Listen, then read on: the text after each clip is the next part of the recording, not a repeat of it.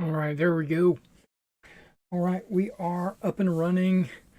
Unfortunately, for some reason, the stream is saying that my CPU usage is like 28%.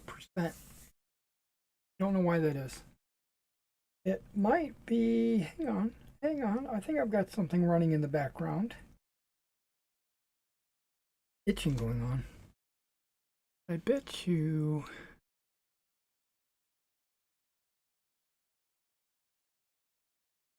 Nope, I don't see it.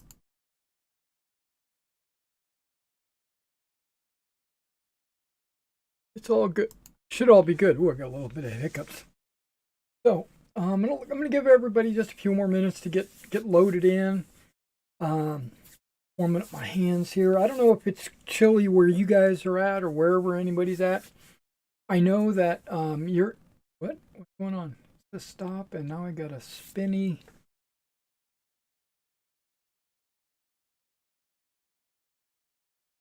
Says I'm live. I don't know what's going on.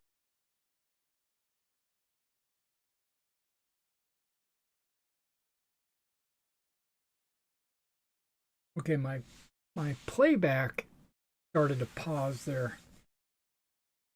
Yeah, I'm trying to be live. Okay, it says live. Okay, whatever. Okay, so we'll just go ahead and get started. This is not only for you that are watching live, but it's also for those uh, people out there that um, watch these streams as a recording later in the day or whatever. Like they don't have the opportunity to hit me up live.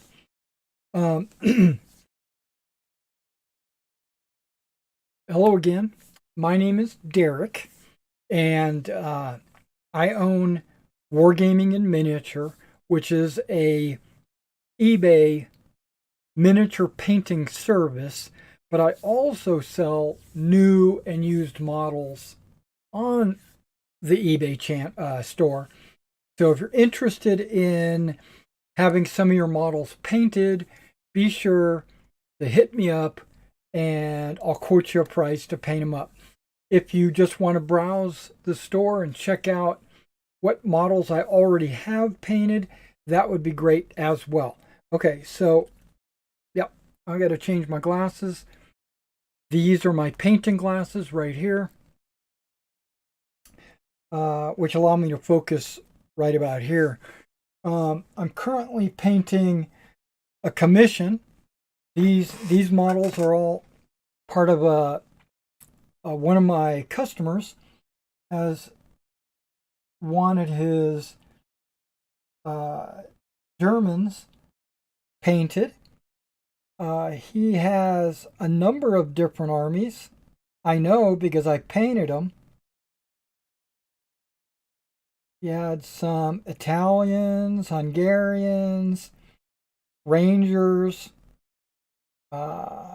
U.S. 28th and 29th. And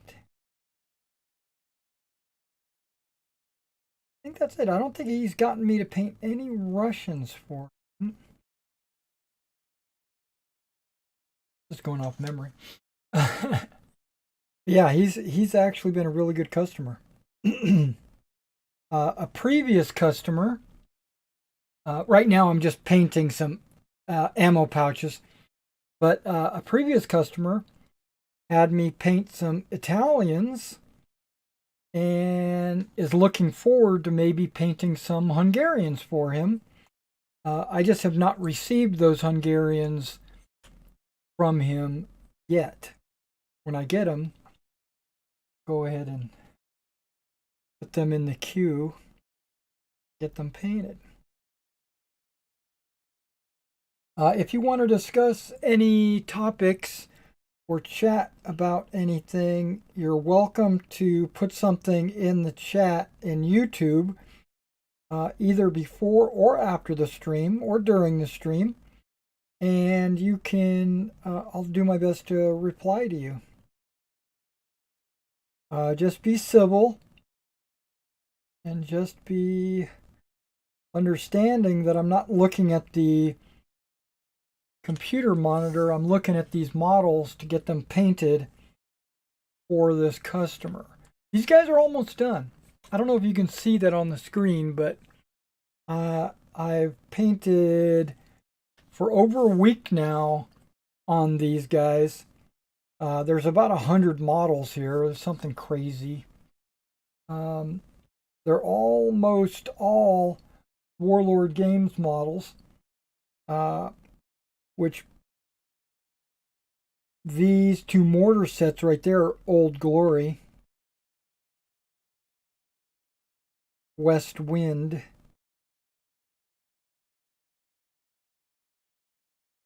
which I do quite a bit of West Wind in my store. So, and he provides me with the models. He doesn't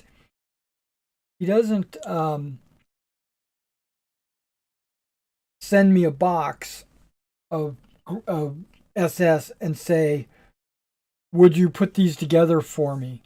What he does is he gets these boxes, opens them, builds them to his liking, assembles them to the way he wants them, and then he sends the assembled models to me so that I can paint them. I think that's great. I appreciate that, and he probably, wants them a certain way, and that's great too.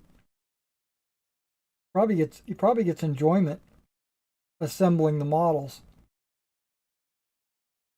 Kind of a hidden benefit of being a miniature wargamer. You also get to build models. Okay, speaking of that segues me into the next thing. I just got a whole bunch of new models in for the store. I've already put them up on the store site, so if you're interested, go to eBay, go to Wargaming in Miniature, and you'll get to see them. I got the 250 on there, half track. I got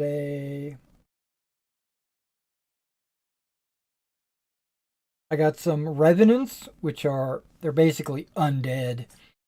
I got some Templars. I got an SPQR Scorpion. What else did I get? I got the SPQR Scorpion. Oh, a bunch of well, I guess they're artillery pieces. I got some anti-tank guns and some artillery pieces.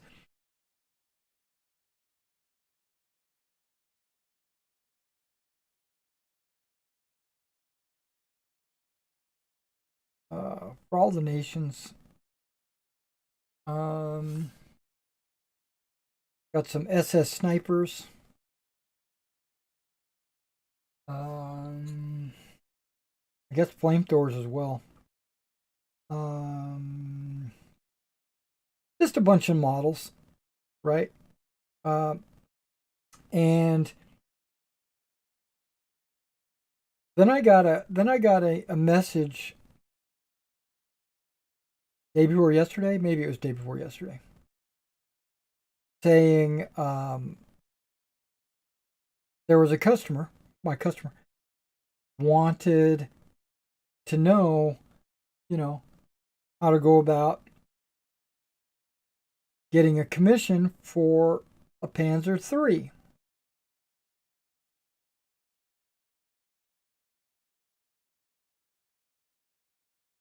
Love me some German armor, right? So I looked in my inventory and I was like, crap, I don't have any Panzer IIIs in my inventory. This is all part of the same story here. I'll get to what I'm getting to in here in a minute. But I have no Panzer IIIs. I got some Panzer IVs, I got Panzer V, I got Panzer VI.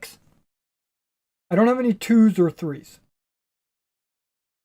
Now that's just because I'm sold out. I don't have anything against Panzer IIIs or Panzer IIs. But if I knew I was out, I would have put one on the order, but I thought I had one. So I didn't order it. And then I get my Warlord order in, and I'm thinking all things are good. And then he gets this request. Hey, can you put a Panzer III together for me? Well, crap. I don't have one. So I told him, I don't have one, but I can get one. Now, where I know, okay, no, he's asking for a specific model of a Panzer III. The early models. The F, C,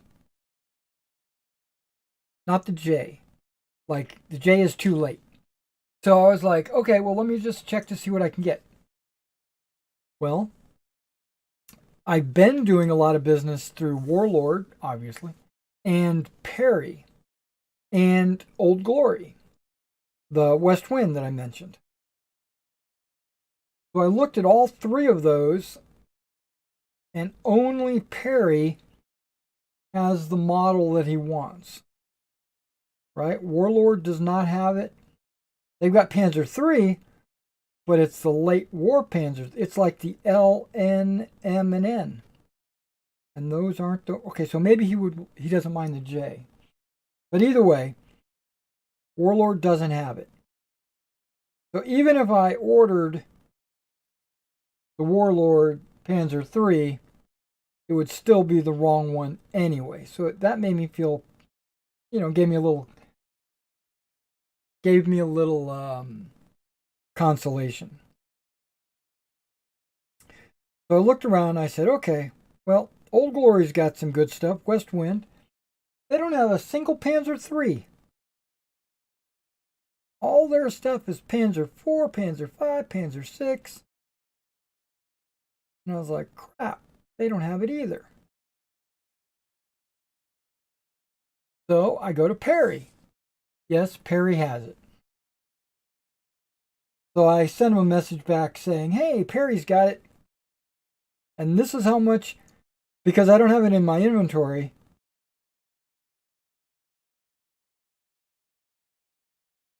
He's obviously going to have to pay for the model itself, and the painting of it, and the assembly of it.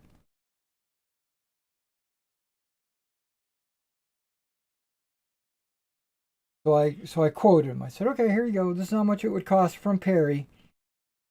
And if you want the plastic model from Warlord, it's the wrong model, but I'll do it for you, for this cost. And there's a considerable difference. Not a considerable, yeah, I guess you would say a considerable difference. It's like $30 more for the Warlord plastic model. Than the Perry. The Perry model is resin and metal. It's a mixture of resin and metal. I've done some Perry models on the channel before, so if you were interested in checking those out, you can. I like Perry. They do a really good job on their models. They're men and their machines. And Perry likes to do models that nobody else is doing. And that's why they've got the early war models, because they call them blitzkrieg vehicles. Perry calls them. And I'm like, okay. 1940, 41, that kind of deal.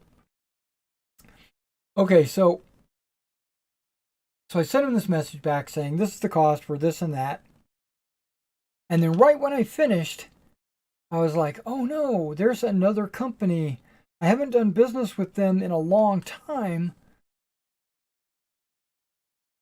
But they might have, really, to be honest, I haven't done business with many people for a long time, mainly because um, I like to put in larger orders, and then those orders last me for like 6 months before I have to put in another order from that company. And then when I get ready to, like 1 month, I'll do hypothetically, let's just say, 1 month I might do a Warlord order, and then the next month I'll do an Old Glory West Wind order, and then the next month I might do a War Games Atlantic order. See, I only make about one order. Now, I could make 4 very small orders every month or something like that, but then they hit me with shipping. Because when your order is under a certain amount, the shipping costs rack up. So what I try to do is make a sizable order with the company to avoid that minimum order shipping charge that they all give. Well, they don't all give them. War Games Atlantic doesn't give it.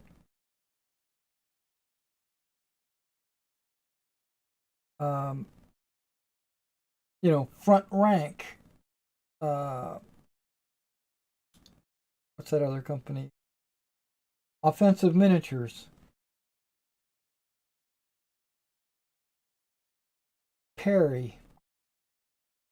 You know what I'm saying? So I'm making these orders.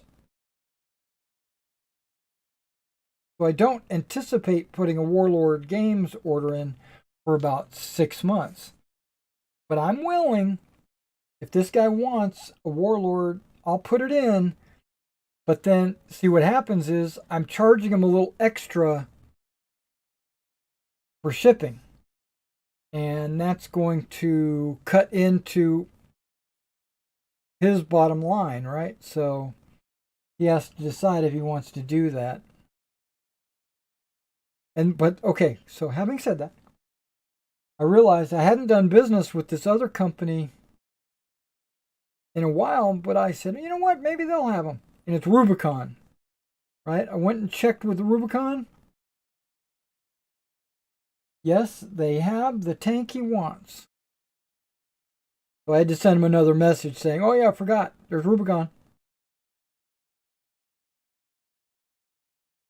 And because I've only done business through Rubicon as a customer and not as a retailer, I quoted him the customer price, which believe it or not, is in between Perry and Warlord. So it goes Perry, Rubicon, Warlord for cost.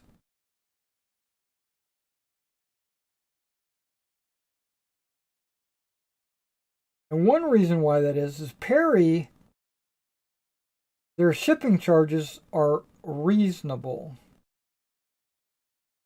Warlord Games shipping charges are pretty high. I mean, they're pretty high. They're like $20. Even if you order like one tank, they're going to charge you $20.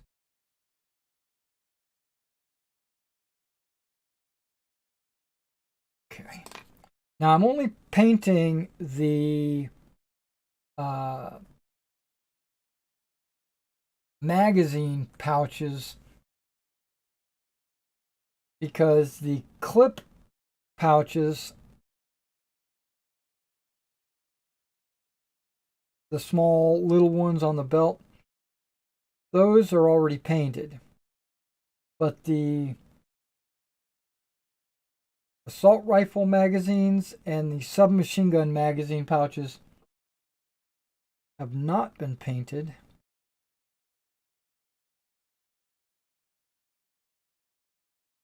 Yeah, this P dot on 100 models started to become a little monotonous.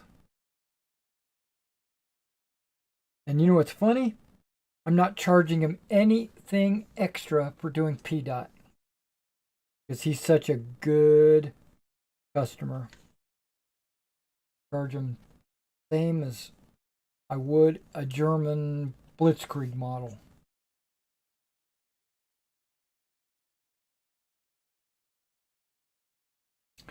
Okay, so yeah, we got that order in. If you've been looking at my channel at all, my store, you notice that all of last month was pretty much fantasy. I put all kinds of fantasy D&D models and Oathmark and stuff like that. And they're not new models. Most of these are from my personal collection. I went through my personal collection that I don't plan to use anytime soon. Some of them were fully painted. Just needed to be touched up and fixed up to make them more up to date with my painting skill. And I did that, and then I put them up, and wow, they're selling like hotcakes. I did not know that my fantasy models would be so thought out. Now, on a previous video, I think I talked about a guy on eBay selling a Games Workshop Bretonian archer, single figure, for $50.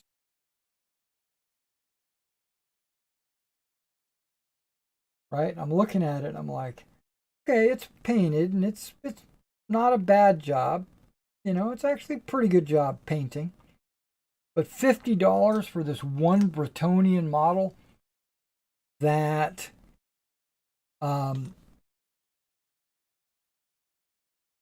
yeah, that's ridiculous. $20? Maybe if it was like museum quality, you know, Golden Demon level paint job, $20 might be on par. Not $50, dang.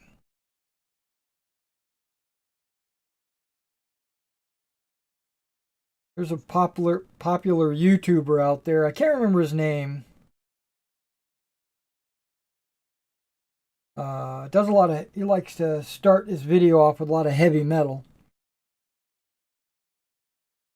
which I'm okay with that. I'm into heavy metal. But he made a comment that he sometimes buys fully painted models, you know, just to get him into the game faster,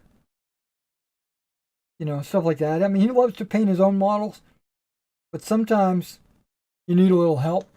And so he said the most he's ever willing to pay for a single model is like $9. And that's the top extreme, of course. And I've always kind of agreed with him. I think that $9 is a good price for a model, not 50. Okay, enough talking about that guy. Oh, but I did follow that miniature. You know how you do that on eBay? You know, you follow it or whatever, you like it or whatever it is. Watch it. That's what they call it. I've been watching that miniature, and no, there hasn't been any bids or sales. Of course not. And this guy probably doesn't care. He's probably like, you know what? I'm going to put my dirty underwear on there for $100 and see if somebody buys it. If they don't, okay, I didn't lose anything. But if they do, wow, I just made $100. That's kind of what I'm thinking he's doing.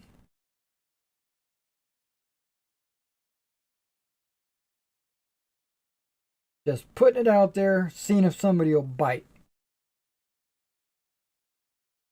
Okay, so what did I finish recently? Oh, my British. Yeah, last time we had a show, I put together a bunch of British Napoleonic models. They are not painted. They are still sitting on the wall over there. I've got flags and all that. Okay, we'll speak about flags here in just a second as well. I got British flags for sale on the store. I could easily just pull some down, but I don't need to. I've got a Victrix flag sheet that came with the models. I think it's 2 battalions, but they're still on the popsicle sticks, and they're unpainted. They're not even primed or anything. Because when I put them together, I was like, you know what? I'm going to put these to the side, and I'm going to get this guy's commission done. You know? Because all my other commissions are already finished. This guy's is the last commissions. I figured I better knock him out. Or I want to knock them out. Plus, he's been waiting long enough.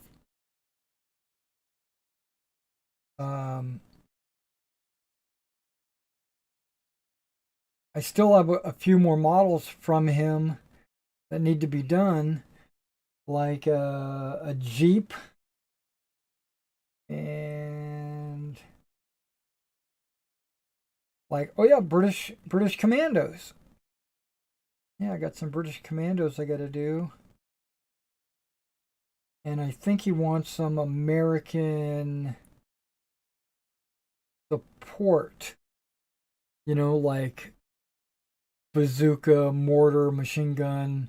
You know, that package that is a U.S. support package.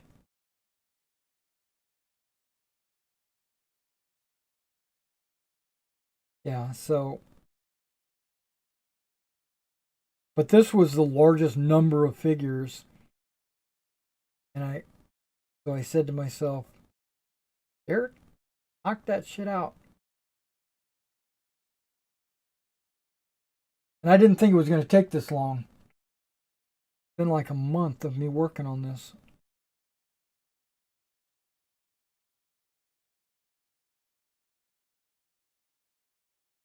The Prussians I've been working on. Okay, that's the next thing, which goes into the whole flag thing. If you've been following the channel, you know that I've got these Prussians that like 5 battalions worth that I've been holding off on finishing because I've got them like 90% done. But I said, you know what? I'm going to set these off to the side until I get the flags. Because I ordered the flags from Flags of War. And 2 months later, I still haven't received these flags. Oh, wait. Well, the end of this month, it'll be 3 months. At the end of this month. So when it hit 2 months, the end of last month, I said, you know what? I can't wait. So I contacted him saying, hey, I haven't received these flags. Where are they? Do you have any tracking? Did you send them out? What's going on? And I didn't get any response. Not completely mad, just the guy probably just overlooked it or whatever. I went ahead and went to GMB and ordered the flags because I know I've never had a problem with GMB. I'm not always in favor of what their flags look like. I know a lot of people love GMB, and I do too. But there are certain flags from GMB that I will not reorder because I think they're wrong. I think they're incorrect. So, but I said, you know what? We'll try these Prussians. If anything else, it'll at least let me get started on those miniatures. So I ordered the GMB flags and a little bit extra. Ordered a 15 millimeter. What did I order? 15 millimeter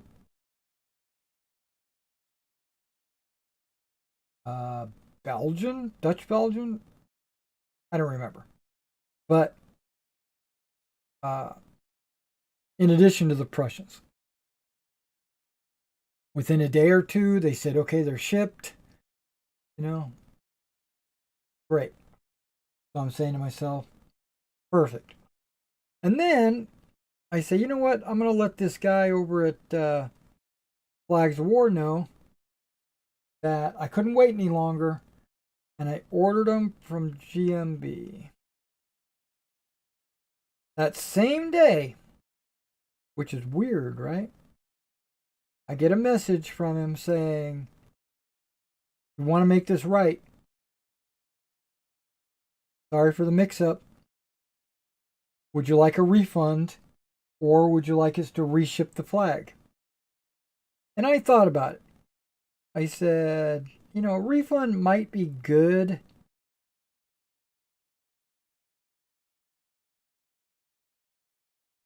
But I wouldn't mind just receiving those flags, because I actually have some more Prussians that I can paint and put together. And,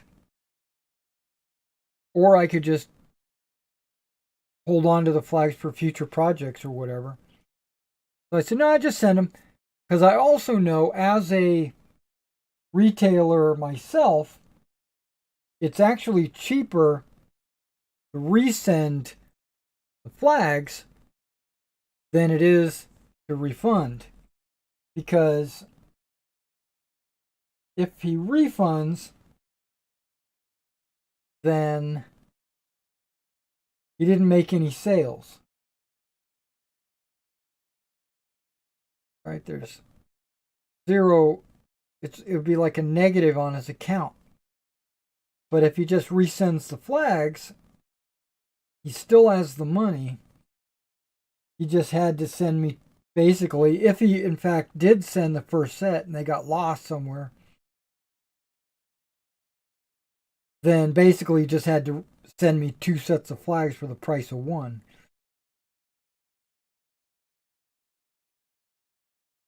Which I personally would think would be better on his pocketbook. Because at least he's getting a sale. You know, think of it like a Black Friday sale or something.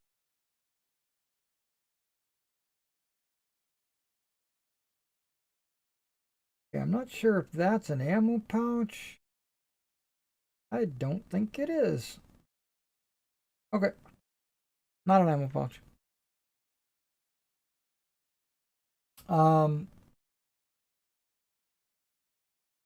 What other breaking news do I have?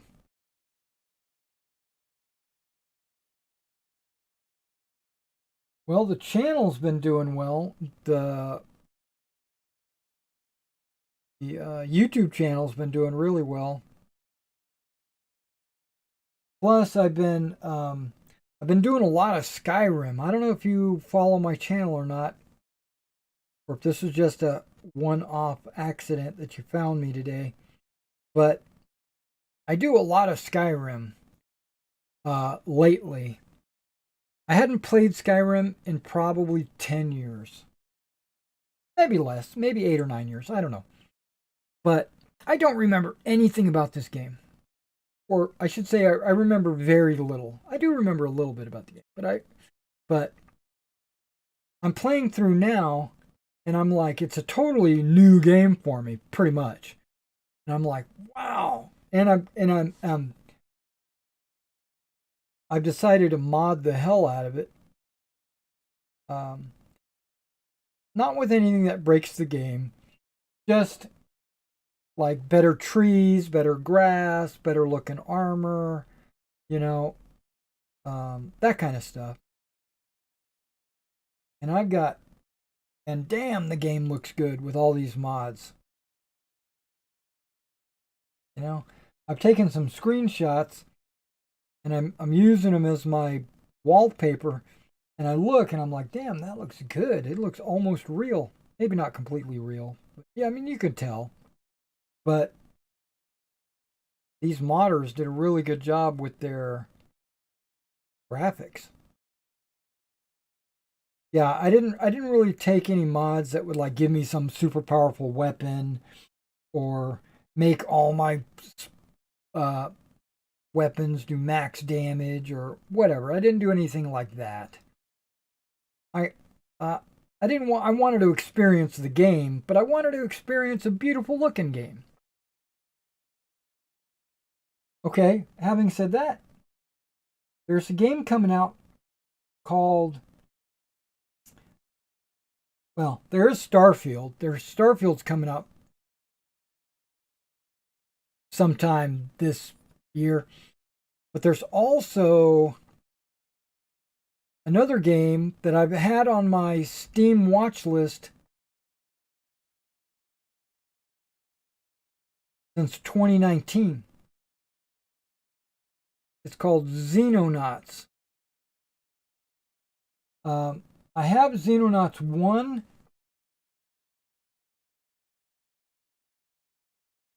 And this is Xenonauts 2. But from what I can tell, Xenonauts 1 and Xenonauts 2 are pretty much the exact same game. I could be wrong.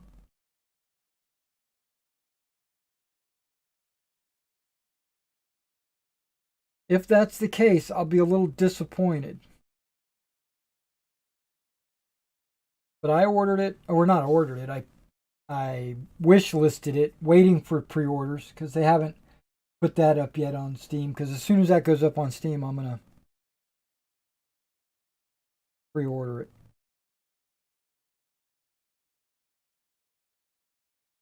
I played the demo of Xenonauts 2 like 2 years ago, right? And then they put out a new demo this month. I didn't realize it until somebody on YouTube was playing it, and I was like, oh, there's a new demo? Or I should say, the demo is different than the one I played 2 years ago. I said, okay, let me go play it. So I download it, I play it. It reminds me of Xenonauts 1. Now, the difference is the demo that I played 2 years ago, 3 years ago now? Oh crap, it's 3 years ago. Because I put it on there in November 2019. So 2020, 2022. Okay, so 2 years and 3 months.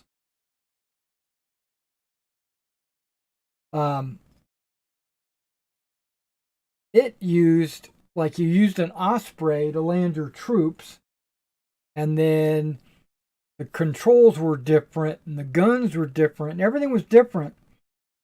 And it felt like a different game, like a reimagined or updated version of the game. And then this new demo comes out, and I'm like, what the hell? It's like the original. They've gone backwards.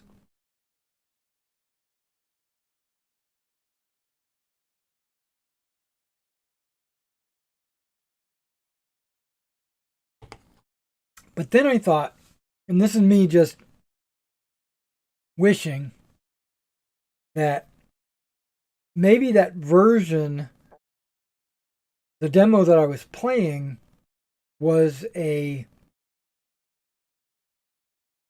later in the storyline, like the weapons were different and the transportation was different, the armor was different. So maybe that's something that I will run into later in the game.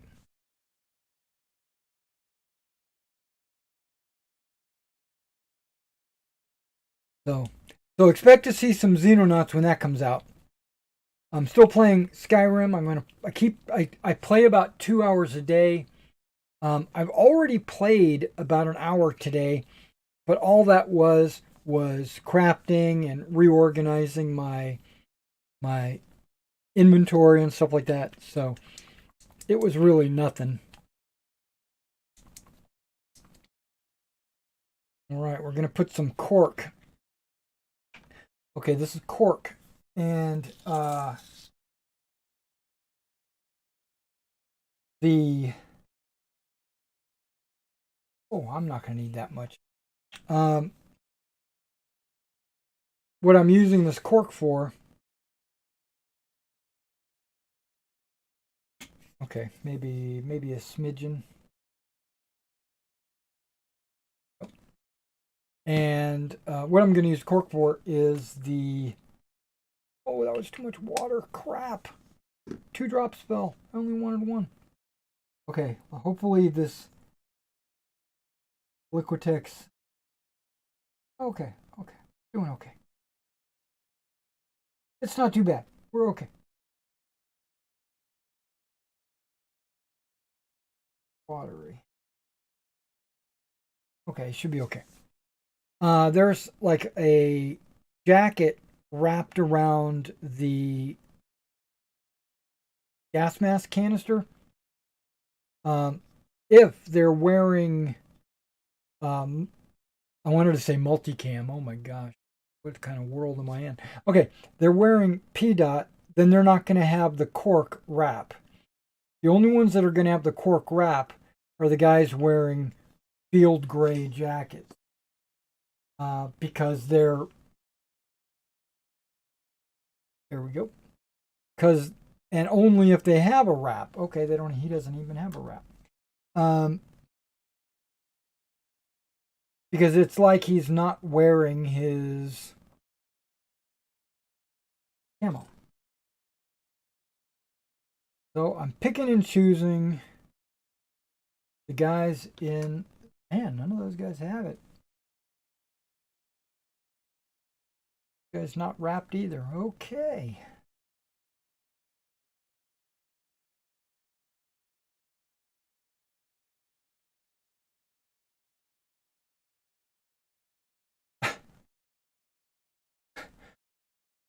Maybe I didn't even need any of this. Okay. Crap. Ah, here. Finally, there's one. Got his little roll here. Yes, that's too wet. Oh, that's too wet. Okay.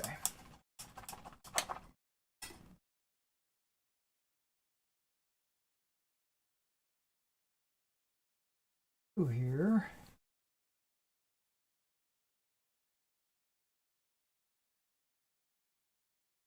All the moisture out.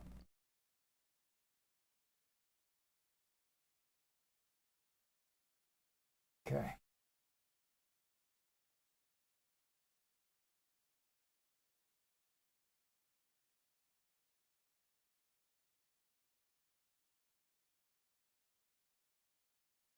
And the ones that have the camouflage, I'm going to paint their wrap uh, field gray. Okay, there we go.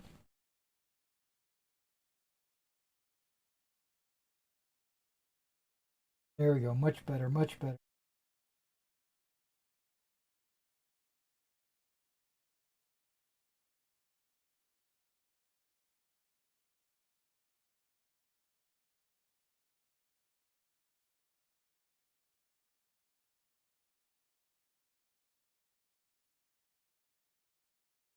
Got my tongue out.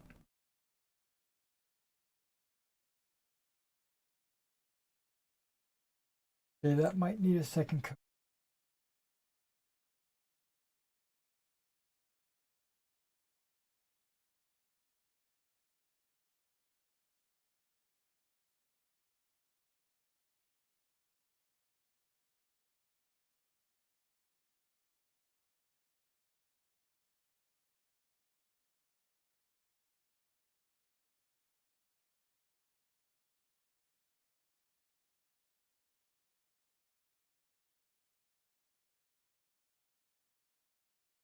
Um,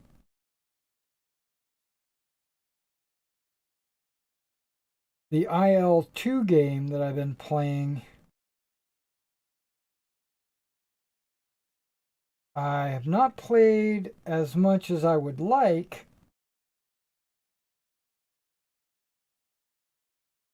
because been putting in a lot of time with Skyrim. So it's kind of like I don't have enough time in the day to paint and play computer games all day. So I got to pick and choose what I'm going to play. And I've been picking Skyrim.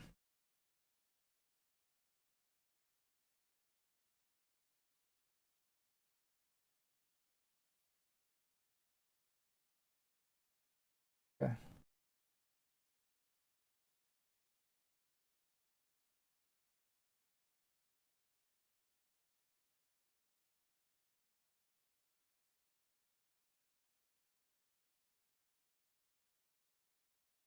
Now, I wasn't going to stream today.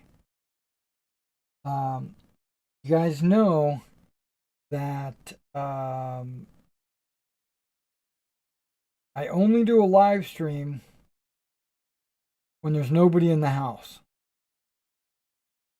Well, Wargaming Weekly. I only do a Wargaming Weekly when there's nobody in the house. Mainly because of noise and distractions and that kind of stuff. My boy's at work today, and my wife went over to one of her friends' house. They're having a sewing party. So I said to myself, today would be a good day to party.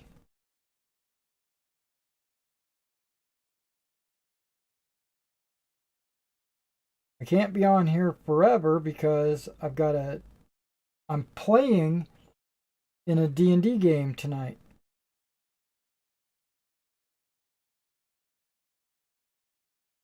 Okay, so I'm going to put this out.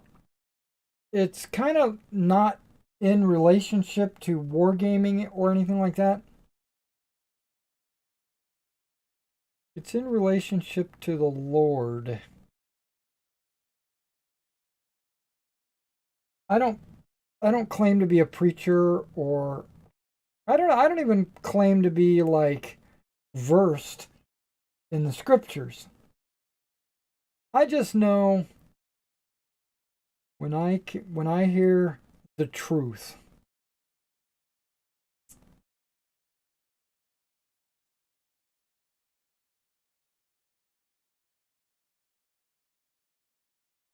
And something hit me last night that made me tear up. And it made me think about what I was planning on doing today.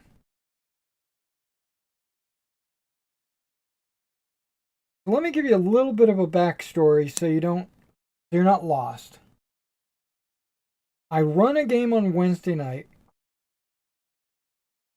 We play D&D. It's in a ancient Greek style. So, you got hoplites and oracles and all the mythological creatures, like Hydra and stuff. Cerberus.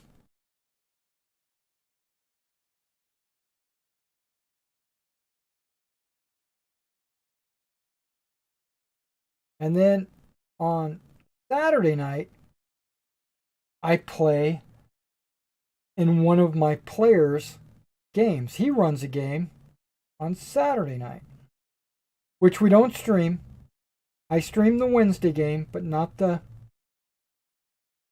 Saturday one, mainly because that's his game. That's not my game. Right? And so if he would let me stream it, I would. I have not asked him if it's okay to stream it. Um, I feel like I would be embarrassed for the other players. And here's where my struggles come in and why this thing I heard last night was so impactful to me. The last 3 weeks or so, I've been thinking about quitting.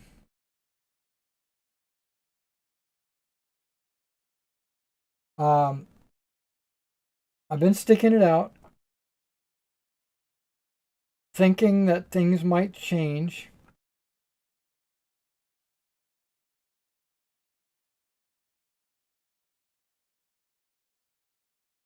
Let me rephrase it. Hoping that things might change in the game. There are some things in the group out of character, right? The players, not the characters. Real life people. There's some things that's being done that bug me.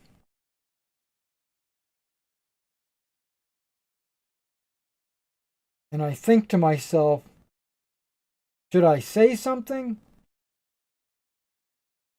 Or should I just fade into the night? Let Mason know. Mason's the game master. Let him know that I'm struggling and that I think it would be best for me to leave the game. I've been struggling with whether or not to tell him or just leave the game.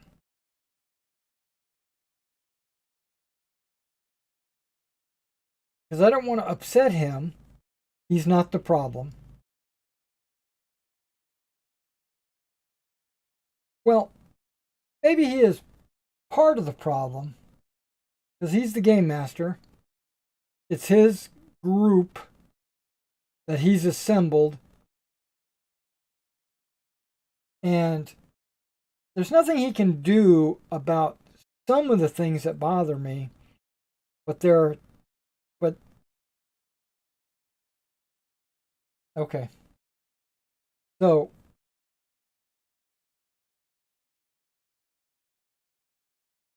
as you might know,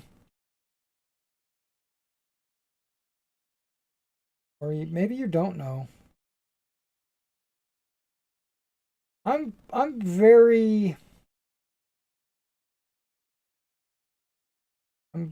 bigot. No, I don't know. I'm an ideologue. I don't know what the word is. I'm ideologies bother me. Um, we're all people, right?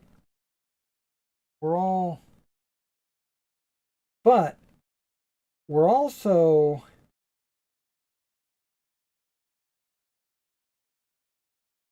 there's a set of guidelines in the world that everyone in the world follows except for 2 people in the game. 2 of the players. Not their characters, because that has never come up in the game. It's only come up outside the game. And I feel like that's worse because that's real. You know, where the in-game stuff I can deal with. Like one day we got into a bar fight and we killed somebody. in a bar fight. And yeah, that's a problem, you know. But we can get over that because it's not real. It's just, I mean, we can have feelings about it, and we can yell at each other, but that's our characters yelling at each other, not the players.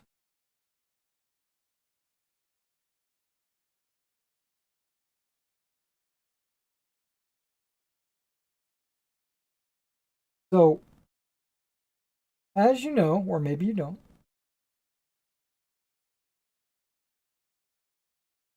I speak English.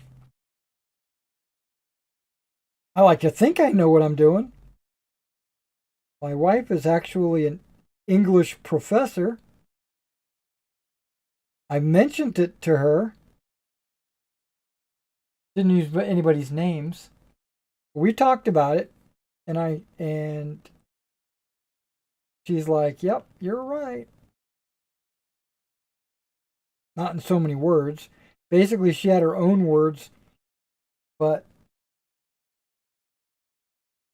they were in line with what I was experiencing and thinking. And here it is. Pronouns. Okay. Pronouns.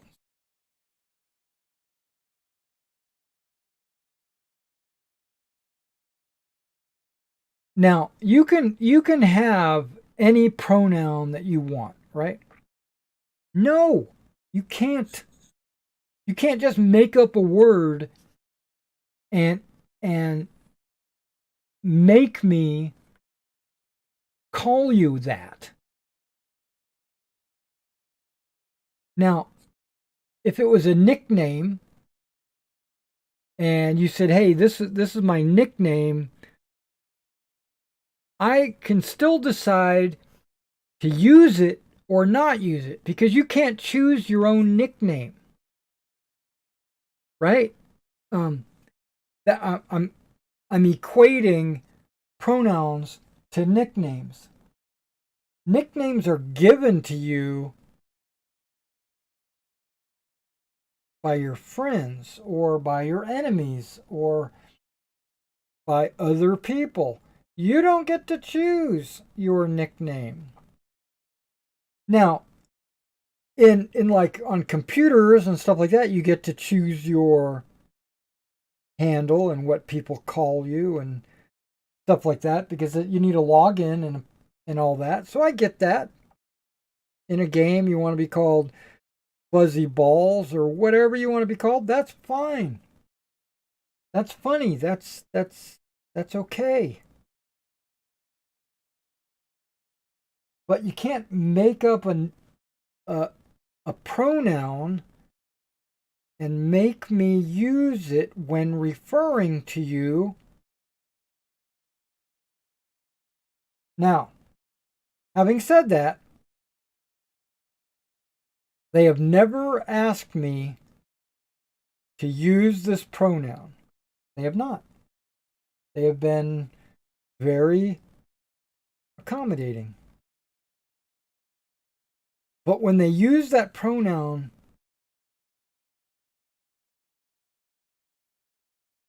okay, this is a couple, a man and a person. I don't know how to describe her. There, I just used a pronoun. I called her her, and she doesn't want to be called her. She's never told me, or she's never, and I'm also using she. She has never said she doesn't want to be called her. Not heard that from her. But as you know, we play online.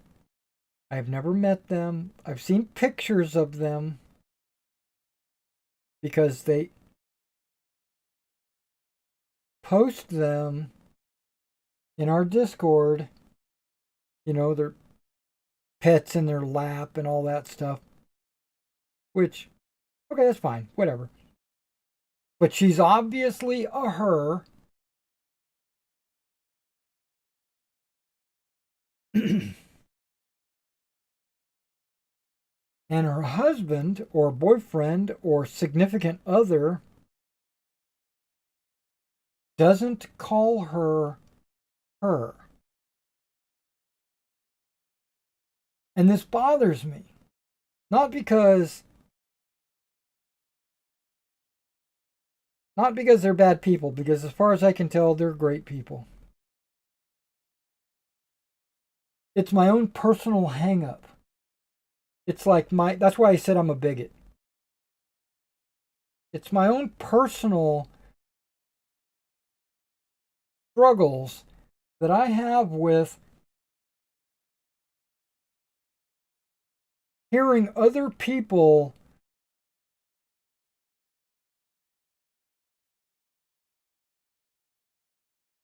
not using English properly. Right? You can have another pronoun, like I got a friend named Mike, and he likes to be called helicopter. And I'm okay with that because we know it's not real. Right? He's being funny about it. He's made the same, he's come to the same conclusion as I have. He's not in the game. He might not even know these people. You might know them, I don't know.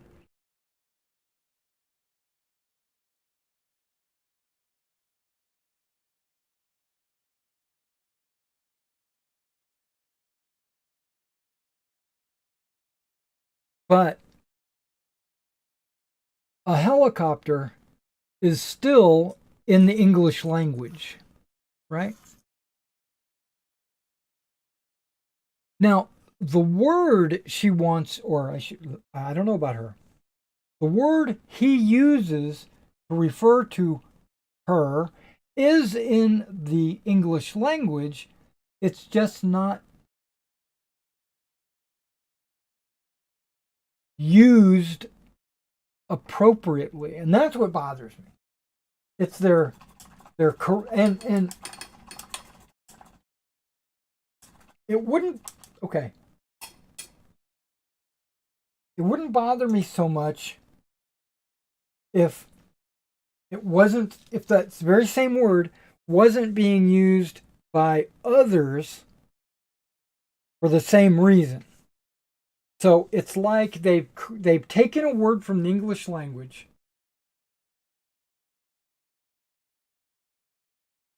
the group has taken a word, and they've applied it as a pronoun.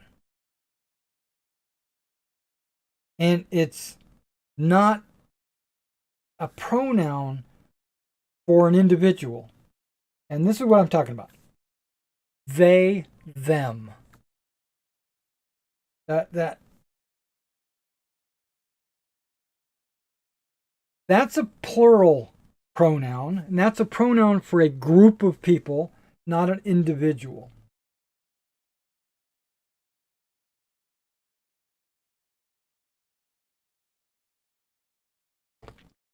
And over the last couple of weeks, it's been getting used more and more frequently.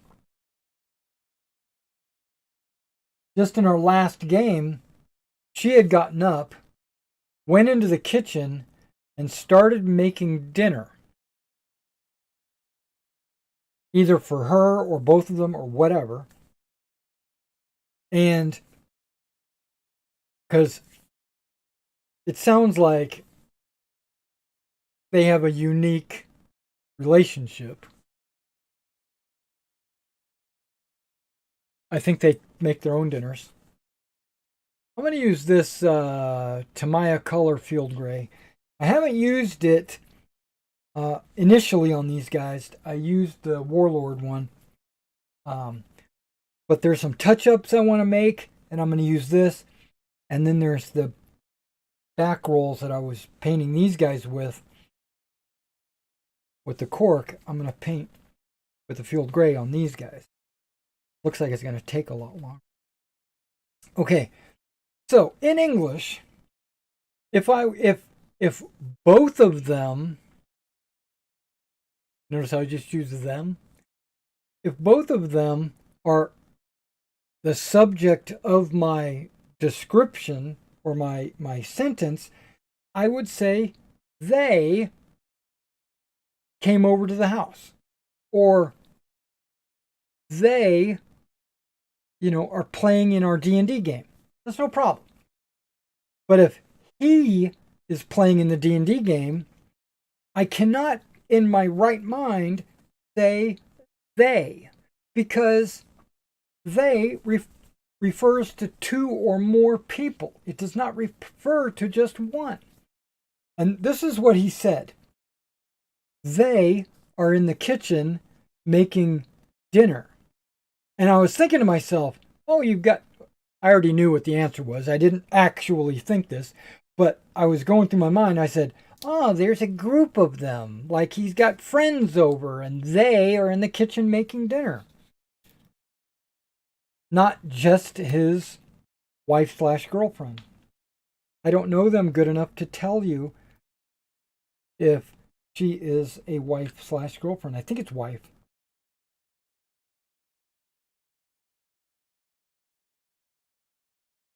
Whoa, there goes that brush. Now, that's the only word I've heard them use is they, but they're referring to each individual as they. And it just, I don't know, guys, it just bugs the hell out of me. I was reaching over here for paint. Okay. Wonder if I can paint out of this cap. Might be able to.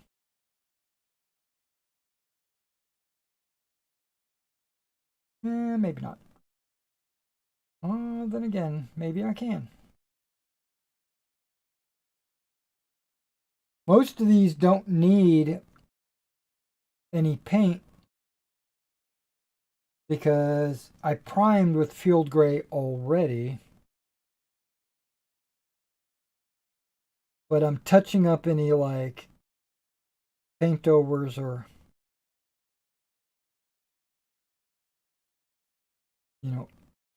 extras.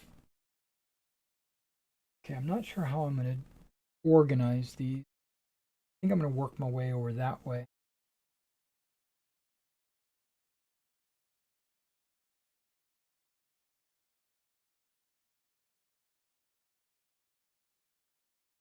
Yeah, it's got a little bit of a difference in color. Tamiya versus Vallejo, they have different interpretations of what field gray is supposed to be. So you just gotta kind of adjust, like use the field gray that's most appropriate. So there's like different shades or darknesses, or one might have more green, another one might have more gray, and then wind up with a mixture.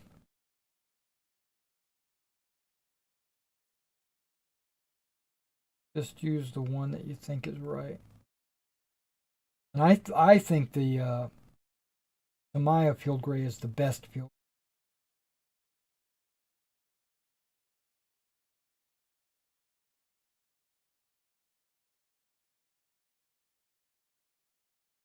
That's my opinion. So that's one thing that's been bothering me. That's just kind of, I want to laugh at them, and I want to, just say that's silly. You guys are silly. And the first week it happened, I was like saying to myself, why are they talking like this? And I say they because there's two of them. I'm not saying they because of one of them. And I was like, okay. And then they only do it with each other, so I don't know if it's are they virtue signaling to each other? Are they trying to prove to us that he's woke enough? You know, are they?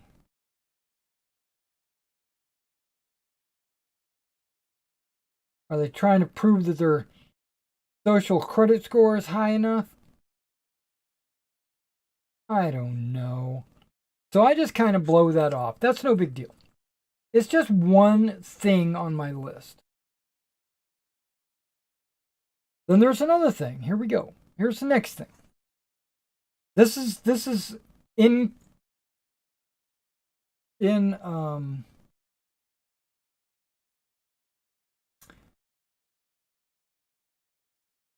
addition.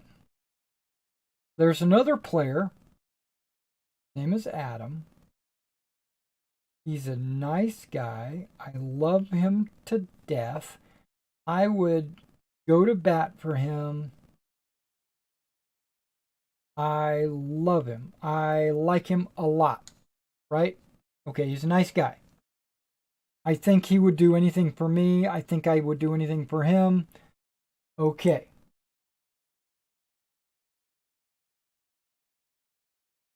That's out of the game. Now, when it comes to relating to this game, the game master lets him have anything he wants.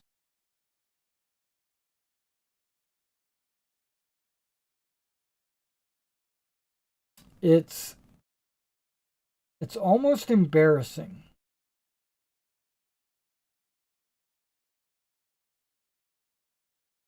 For the game master. Because Adam will say, "Can I do this?" And Mason will say, "Yes." Well, let me back up. It's almost like he works in customer service. Because he will do anything in his power to find a way to say yes. It's not that I don't know how to explain it. I'll use an example. That's the best way to explain it. So this Adam, he spends a lot of time in our Discord between games. Okay? In personal one-on-one communication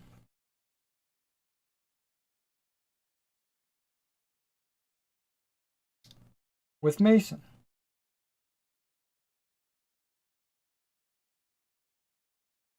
Negotiating or arranging for certain things that are not covered in the rules. Which, that's a good thing. But he dominates the amount of time given to the players. When I come to the game and I sit around the virtual table, I feel like it's Adam's adventure. And we are all passengers in his game.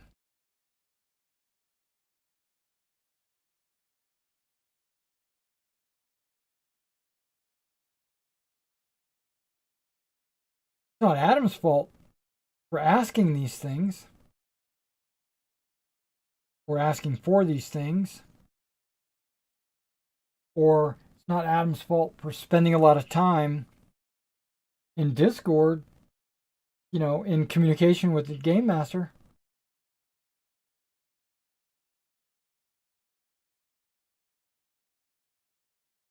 Kind of like Mason Probably subconsciously, like he doesn't even realize that he's allowed this player to dominate the game space.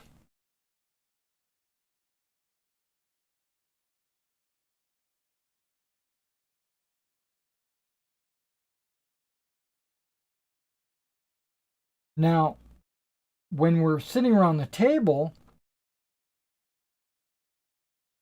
virtually, because we're all on Discord, if we get into a fight, the game mechanics make us roll an initiative turn order kind of thing. Play D&D, you'll know. And that forces Mason to interact with us.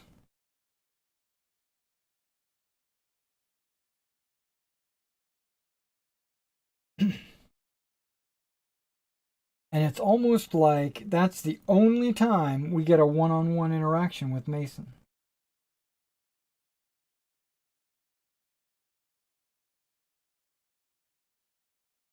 If nobody said,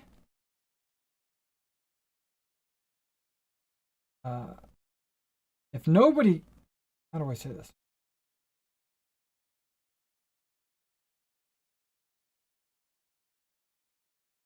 We don't, in the game, we don't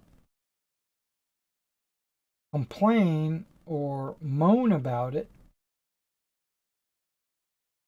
Then again, I might be the only one that notices this.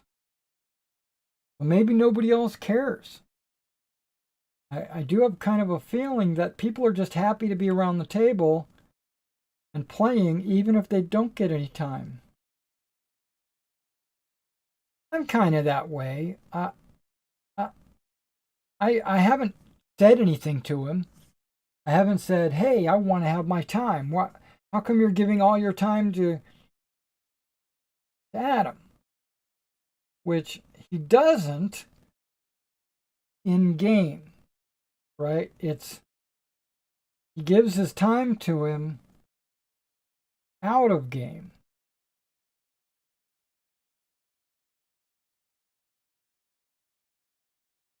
Right? Which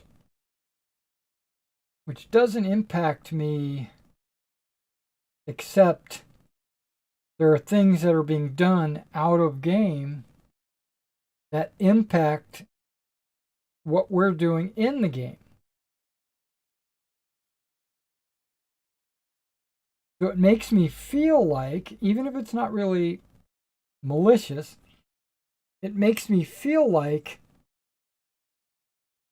Adam is the guy playing 90% of the game and we only show up on Saturday. Like he's playing the game and we show up on Saturday to join the fights, and then when we're done, it goes back to being Adam's game.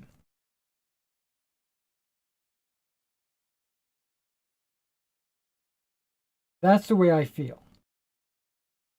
There's nothing wrong with Adam doing what he's doing, and there's nothing wrong with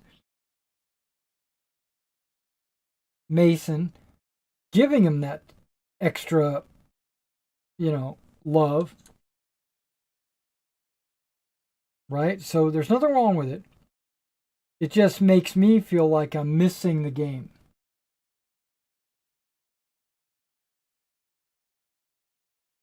And then if you couple that with the language issue that I'm having with they, them,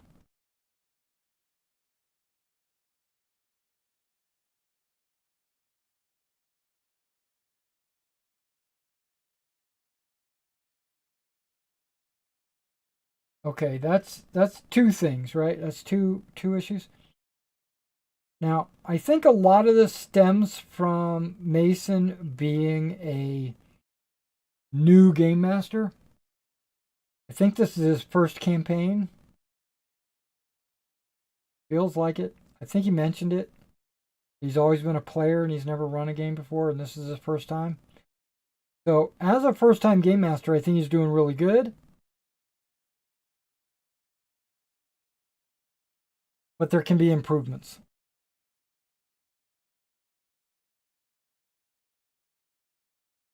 But here's the question. Do I want to step on people's toes and say, I demand you change because you're not doing it the way I like?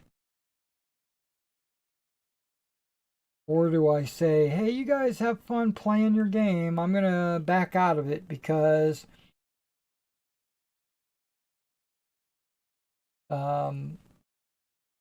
and then maybe tell Mason separately on his own or not even tell him, or I don't know. I don't want to hurt anybody's feelings.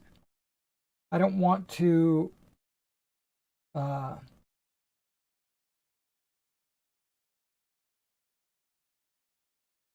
I don't know. I don't want to be that guy, you know what I mean? And the next problem. Okay. I don't know if you guys are familiar with I know I'm unloading on you guys and I'm sorry, but um I'm painting. I got to talk. Okay. So, I don't know if you guys are familiar with the deities and stuff like that in the game, in Dungeons and Dragons, but I think I talked about this in a previous video. This is how much it bugs me. There's a couple of players. One of them has left the game. And I have a feeling it might have been because of uh,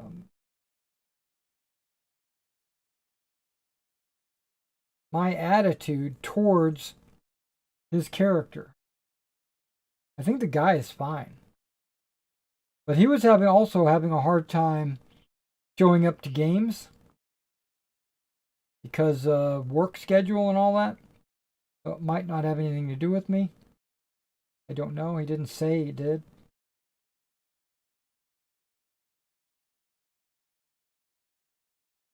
I just like to take responsibility. No, a couple of players come into the game min-maxing their characters. You guys know anything about min-maxing? It's basically you only take the skills and abilities that maximize your potential in a combat scenario. And D&D is not supposed to be about that. It can be. Young players have a tendency, in high school to make characters like that. They have a tendency to make characters that take all the advantages of the rules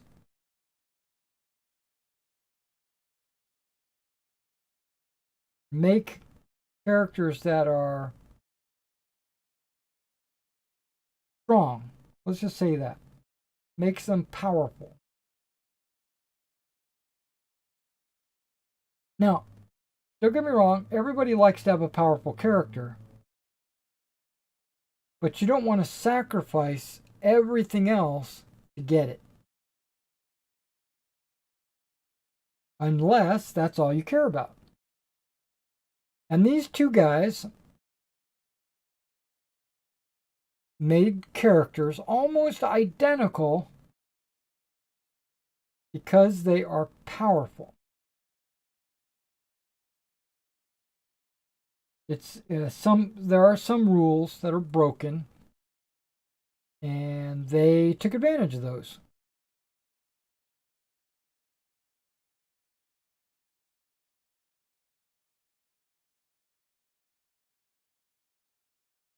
And my character did nothing of the sort. I built a character to be strong, but not super strong. You know, just strong because, you know, you're always going to be fighting monsters or whatever. But also to have interactions with players, to get into trouble, to interact with each other, you know, to develop bonds and relationships.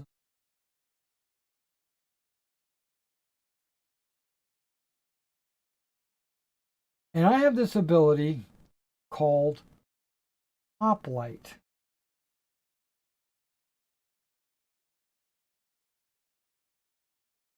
Knowing there is another ability in the game called Sentinel. Sentinel lets you, this specifically is the comparison. Sentinel is an ability that lets you attack someone that attacks one of your friends.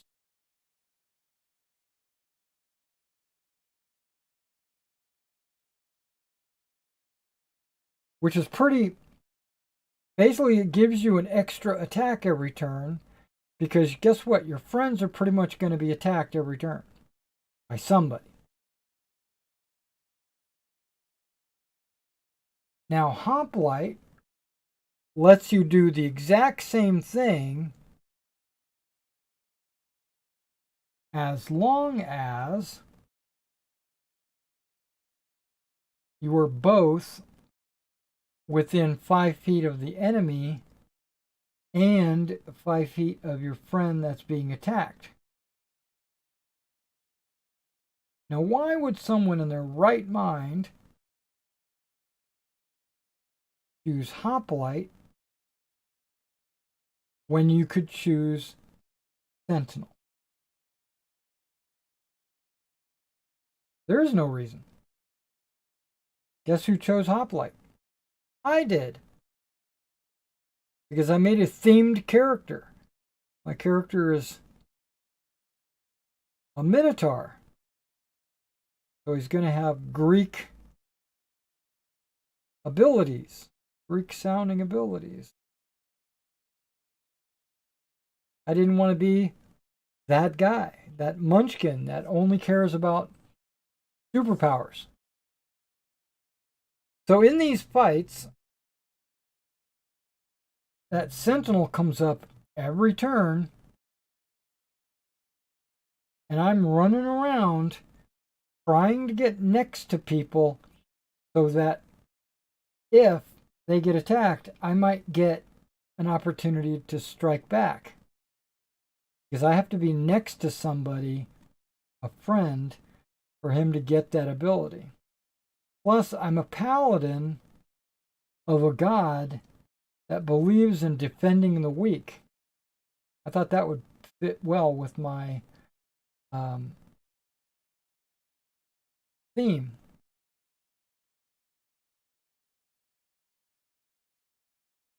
These two guys, remarkably, somehow, are also paladins, but they chose a god. They both chose the same god.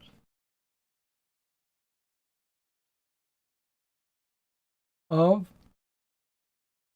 a god that only cares about killing your enemies.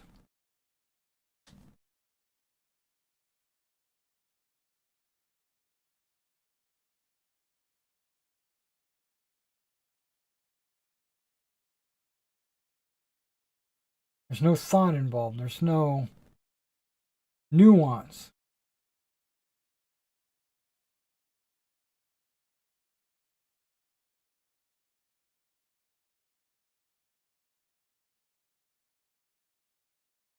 And so these players,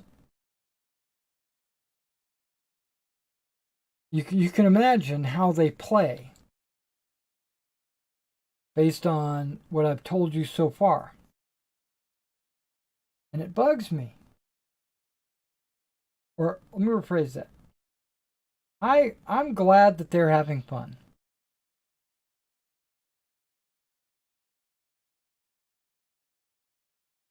I'm not having fun.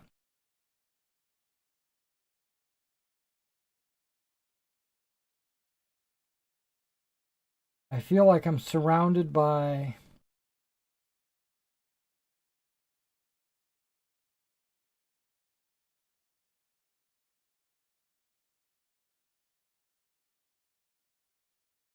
the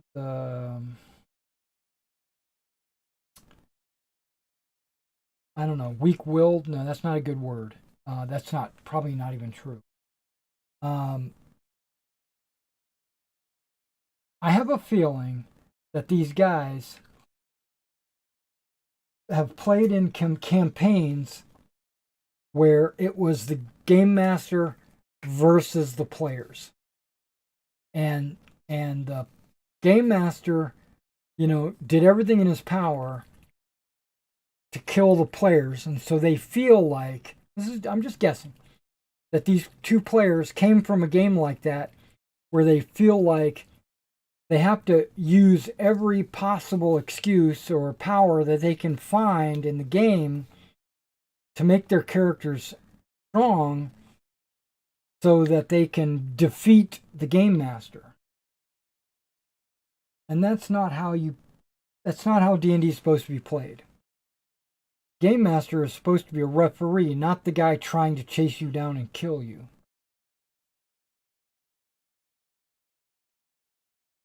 Because first of all, if a game master wants to kill you, all he has to do is say you're dead.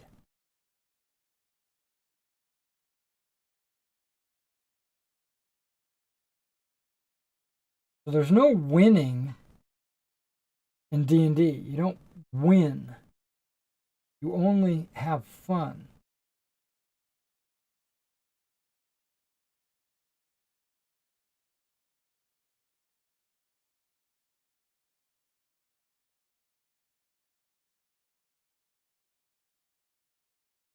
Okay. So with all those things together, right? The Adam getting everything he wants and spending 90% of the game either in or out of Discord with the game master, getting his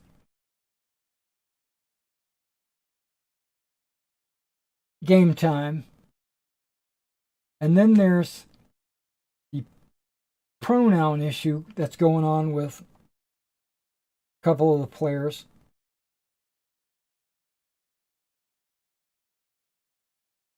And then there's the min-maxing.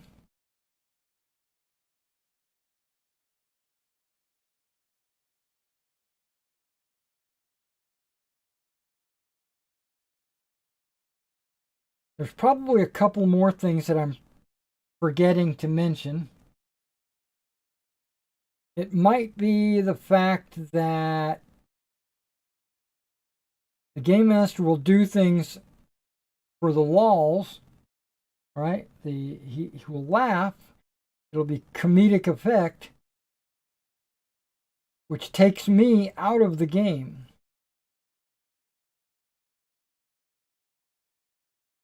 Right? If he's doing it like if it's a monster or a god or a demon or whatever that tricks you and makes you laugh and constantly telling jokes, that's one thing, right? That's just a pain in the ass. But when everything is a joke, that's when I lose immersion in the D&D game. Everything can't be a joke. It can be, I guess, but that's not the game I want to play. So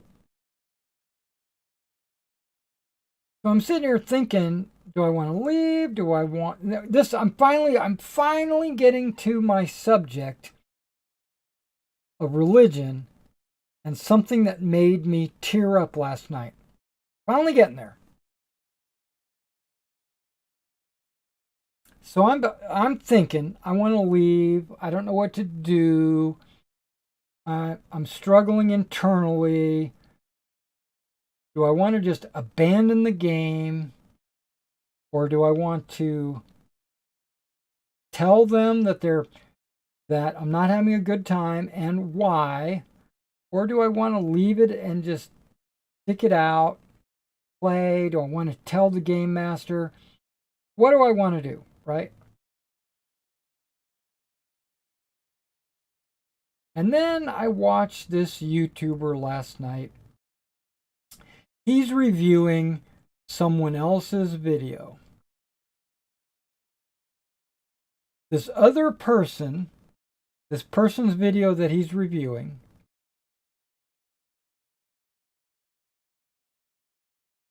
is preaching heavily to a girl, right? And I do mean preaching, like he is laying into her about how she's not a sinner, but how she could easily come back to God or whatever. And she's just like a young woman, maybe 18, 20 years old. She bought some crystals in a crystal store, and this guy is just railing her about how it's a sin, not a sin. It's an easy way to let the demons into your heart by opening a door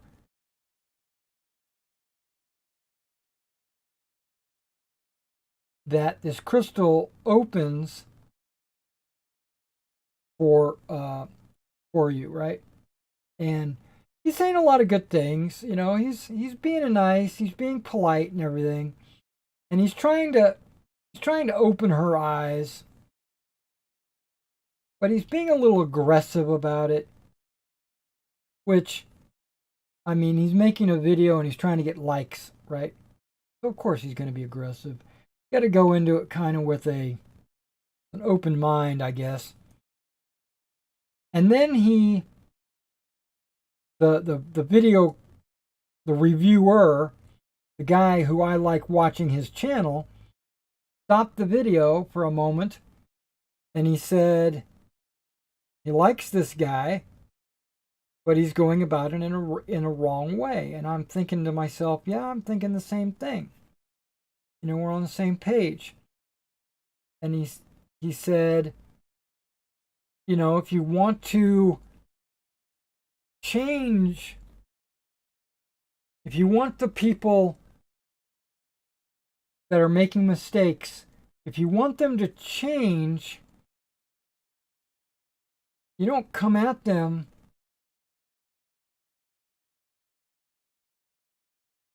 like you know better than they do. He said, they have their life, you have your life, you believe what you believe, and they believe what they believe. If you want them to change, don't come at them aggressively like that. You show them love.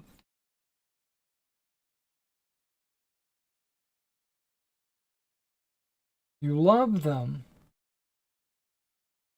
Tell them what Jesus, that he loves them no matter what.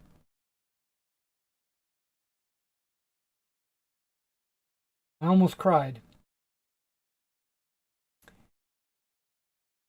Because at the time, I felt like he was talking to me.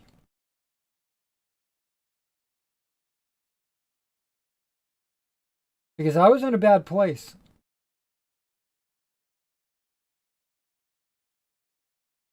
not knowing what to do.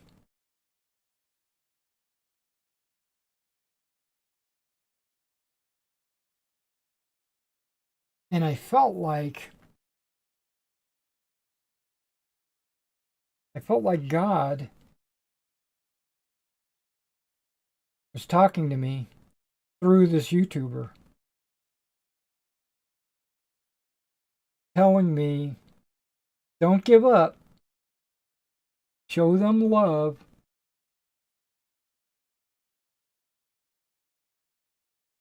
be an example,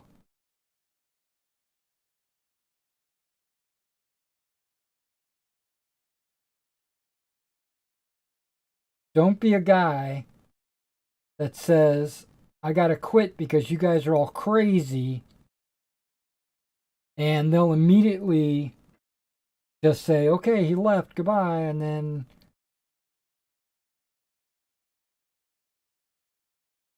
they will have not learned a lesson, that, the lesson of love.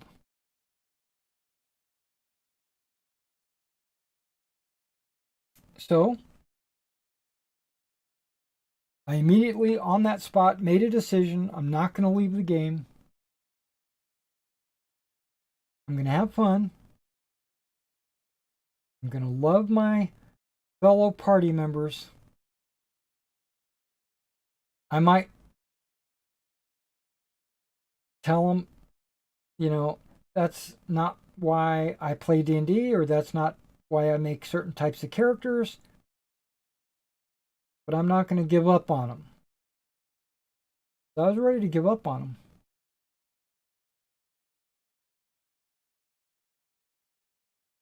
I know it's a sappy story, but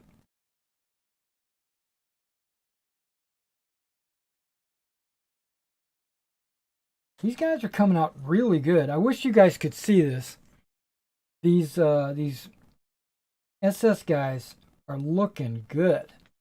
I've only got a couple more colors before I need to wash them.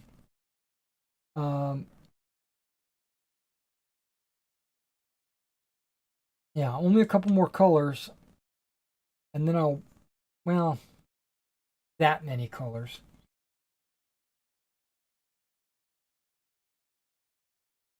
And even then, the dark green I don't think I need. Oh, damn, this guy definitely needs this paint. Spot that needs to be fixed.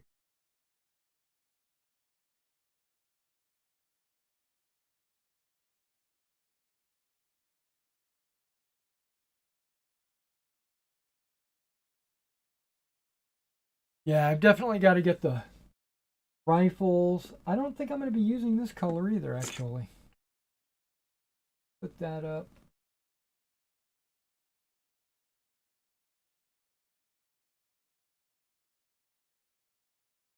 German camo dark green up. Okay, so we got beige brown for the rifle. We got the metallics. Got leather. What do you call those things? Slings.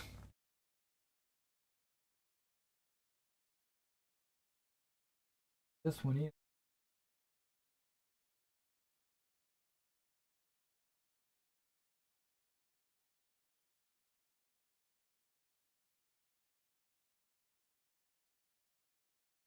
Oh, the black green. Okay, okay, okay. I know why I need the black green.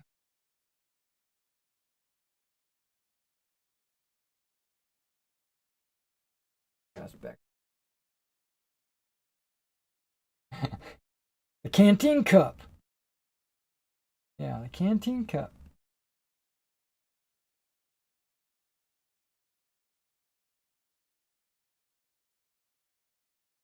Yeah, gunmetal gray. Okay, wood, rifle wood, gunmetal gray, canteen cups. Then everything will be painted. I think that's right.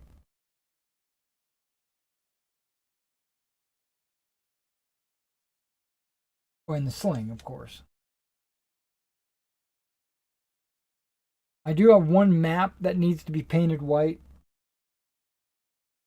I knew there was more than one, and I looked for a long time. I couldn't find it anywhere, so I moved on. And then later I found it. I was like, oh, this is the guy with the other map.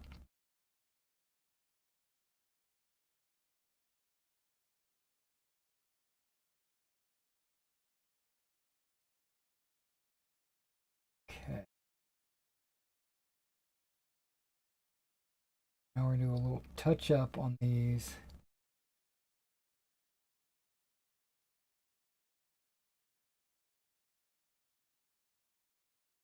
Box. I had a viewer tell me that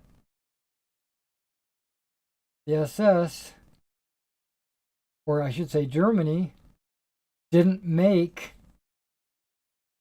P-dot helmet covers.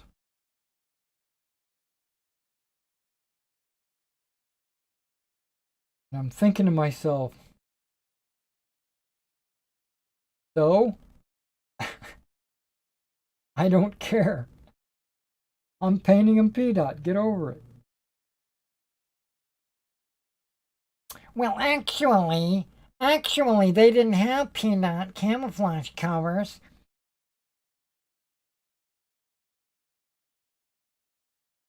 Oh my God. Now, that may be true. And there are probably some people out there that care and will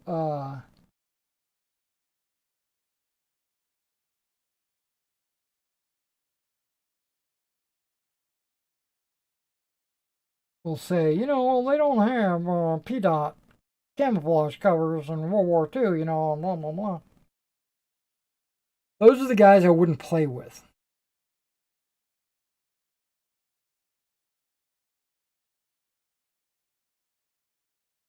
Those are the guys that I'd say, okay, well, you go off on, you be your Stitch Nazi.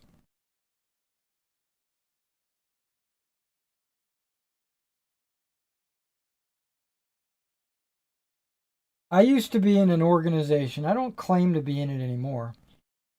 There used to be an organization called the SCA, right? It's still out there. My wife's still pretty active with that organization. I used to be very active with that organization. Very active. And there are now you're reenacting. Okay, this happens in I've heard this happens more with Civil War reenactors. And it's one reason why I never like wanted to even get involved, because I've heard this about Civil War reenactors. Your costume, outfit, uniform, whatever you want to call it, has to be exactly correct. If there's anything incorrect, you won't be allowed. You won't be allowed in. And I found an example of this in the SCA. And they're called Stitch Nazis because you'll have a, let's say, a Viking tunic, right? You're wearing a Viking tunic, you're running around, you're having a good time, you're portraying a Viking, you think you're having a great old time, right? You're smiling and, you know, and then the Stitch Nazi shows up and they come up to your outfit and they say, that trim that you have on your uniform, your outfit, they wouldn't have used the yellow trim. You would only be able to use blue and red. So that's incorrect. So, and that's just being a dick. The guy was having fun. So what if he uses yellow?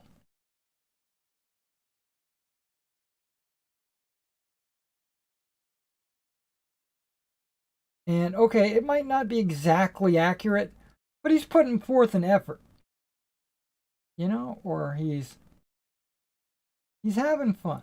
It's his life.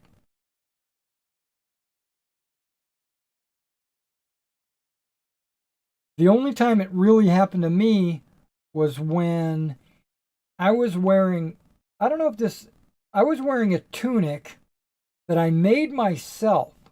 Okay, that should tell you something right there. I'm not a seamstress. I don't know what I'm doing. I made this thing myself, and it's basic, right? Which is good because that's pretty much what medieval tunics are. They're pretty much just basic. So I knew I could make one. And the stitch Nazis came up to me and they said, "Well, Anton, that's my name. You can't wear that tunic because you used a sewing machine." What? Yeah, that's not accurate. They didn't have sewing machines in medieval Burgundy. Oh my gosh, really?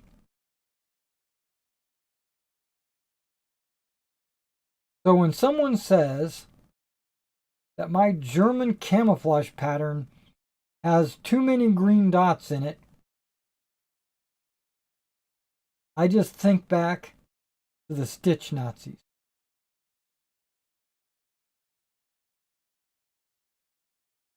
And I laugh. I giggle.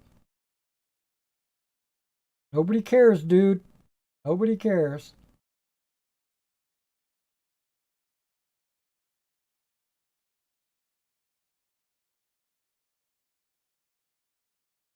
Now, if I was painting these guys purple and blue and gave them all blue hair and pink pants, yeah, that's a problem. That's the other extreme.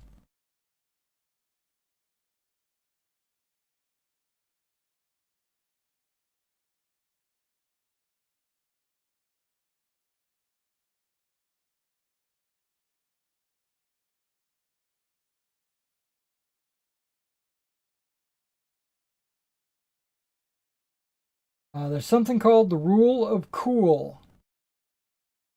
I don't know if you guys are familiar with it, but if it's cool, it rules. You don't need uh, it doesn't have to be perfect. And if you play with people that demand perfection, that's on you. You know, if that's what you want, then okay.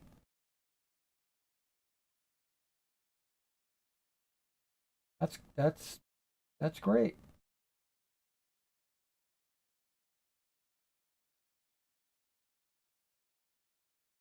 Now, when I ran a store, I don't know if you guys knew this, but I used to run a game store and we would have Warhammer 40K tournaments, right? Quite a bit of them.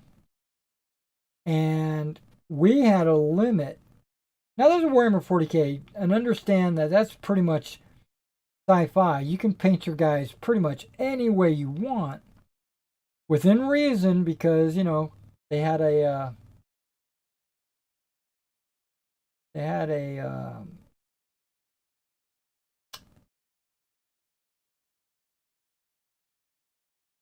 there was like a known idea of what they were supposed to look like. So, like, they want your orcs to be green skins, you know. But if you came into the game, and you probably would paint them green because that's pretty much, you want to be a conformist with the rest of everybody.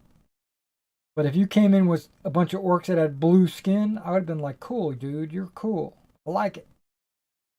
But you can do that with a fantasy game. We had a rule, and this was a crazy rule, and it's super retarded, but I had to do it because we had people that just didn't paint their figures.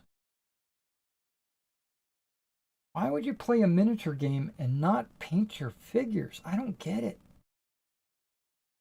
But they would come with figures that have just been primed. And that's it. They're all primed red. You got this red blob on the table, and that's all you get. You don't get anything else. So we came up with this rule. They had to have at least 4 colors on them.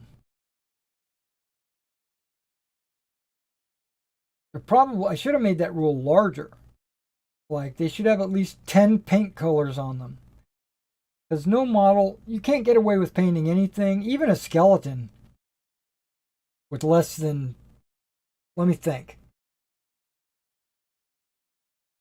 bone, wash, belt, weapon, hilt, shield, something. So at least 5 or 6 colors on a skeleton.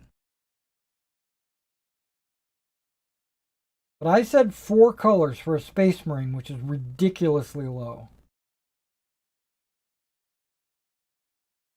And we had guys that would push me to my limit.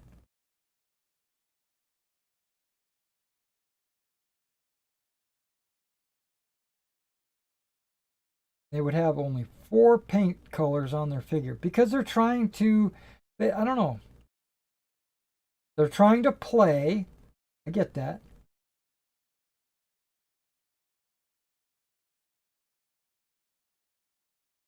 But I don't understand why you wouldn't want to paint your models. Now, some people don't know how to paint or aren't good at it, and I get that too. And I think that's why I limited it to just 4. You know, just paint the weapon, their armor, their skin, and we'll call it quits. You know?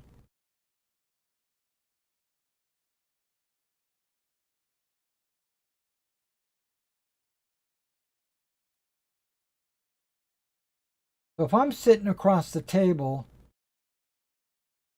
from a Russian player, painted his army in olive drab and not Russian green, I'm not going to say anything.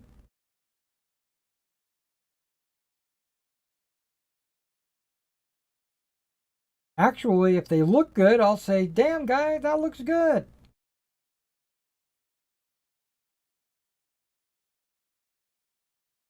Give him a compliment.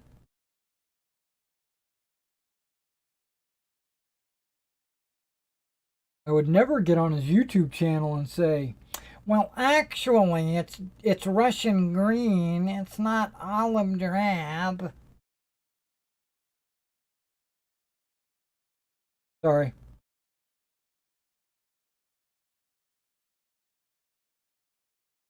Show love and understanding.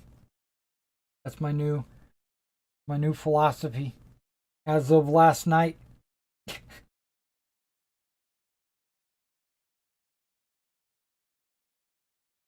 Love and understanding.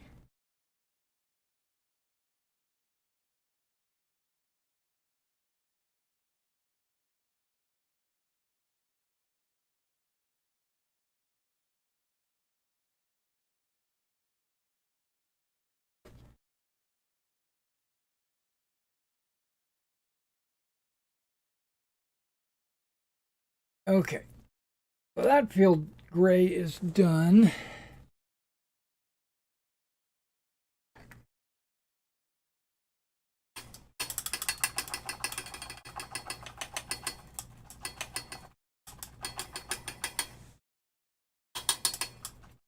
Now I normally only stream a couple hours, So like 11 to 1 is my plan.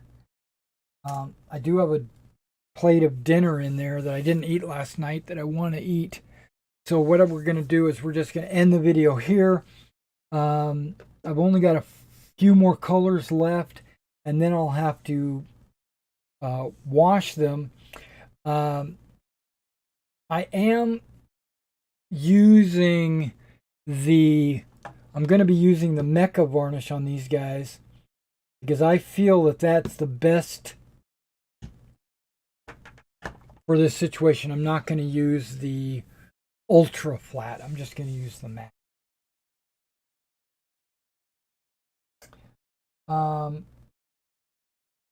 When I get these done, I normally take some photos and give them to my commissioner, so or commissionee.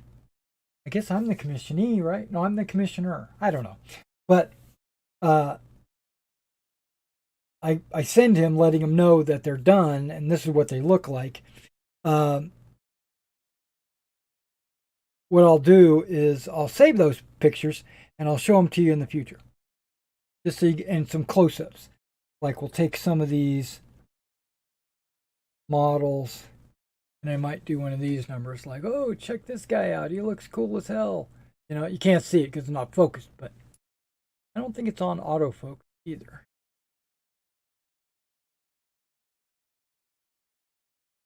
Actually, maybe it is on autofocus. If it is,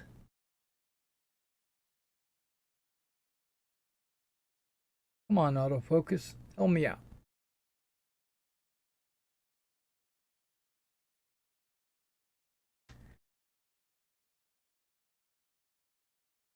They're not done yet, obviously.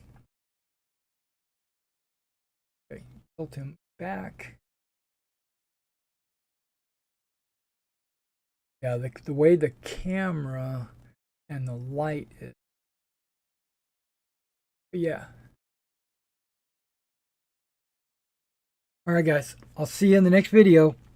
Stay tuned to my channel. I got a lot of what's in the boxes coming out because I got a new order that came in, and I started filming some what's in the boxes. So you should go check those out as well. All right, I'll catch you in the next one.